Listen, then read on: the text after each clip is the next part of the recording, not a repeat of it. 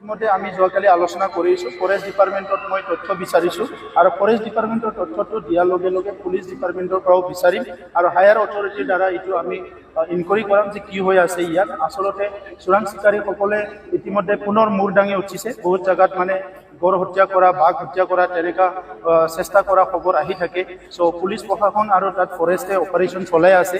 এই পাৰ্টিকুলাৰ ঘটনাটো মানে আমি ইনকুৱাৰী কৰি পেলাই ইয়াত কি হৈছে এইটো ওলাবলৈ আমি আহ্বান কৰিছোঁ আৰু অলপ সময় লাগিব। ইয়াৰ পিছত এই কথাখিনি চব স্পষ্টভাৱে ওলাই আহিছে। শান্তি আৰু ষ্টেবিলিটি আহি গ'ল। উত্তৰ পূৰ্বাঞ্চলত বিভিন্ন আণ্ডাৰগ্ৰাউণ্ডসকলে যেতিয়া মেইন ষ্ট্ৰীমত আহিল, ইয়াত পুৰা শান্তি আহি গ'ল। ঠিক তেনেধৰণৰ অসমত আজি আলফাৰ যিটো কথা, আমাৰ পৰেশ বৰুৱা ডাঙৰীয়া আলোচনাৰ মেজলৈ অহা নাই। তেখেতৰ কথিতসকলে ইতিমধ্যে আহিছে।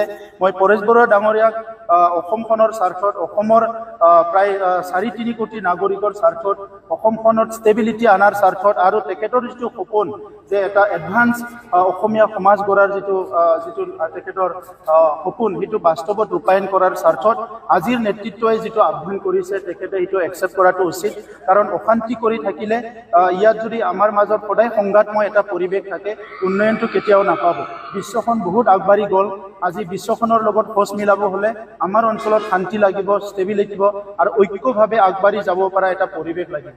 সেইকাৰণে আজি মই যিখিনিয়ে আজিলৈকে আলোচনাৰ মেজলৈ অহা নাই তেখেতসকলক আহিবলৈ অনুৰোধ কৰিছোঁ। আমি দেশবাসী হিচাপে, ৰাজ্যবাসী হিচাপে আৰু সাধাৰণ নাগৰিক হিচাপে বিচাৰোঁ যে আহি থকা প্ৰজন্ম এটা সুস্থ পৰিৱেশত সকলো যাতে জীৱন যাপন কৰিব পাৰে, নিজৰ ভাল শিক্ষা, ভাল অৰ্থনৈতিক মানে উপাৰ্জন আৰু সকলো দিশত ভালকৈ আগবাঢ়ি যাব পাৰে, ইয়াৰ এটা পৰিৱেশ গঢ়াৰ স্বাৰ্থত তেখেতক মূল খুঁটিলৈ আহিবলৈ মই অনুৰোধ কৰিছোঁ।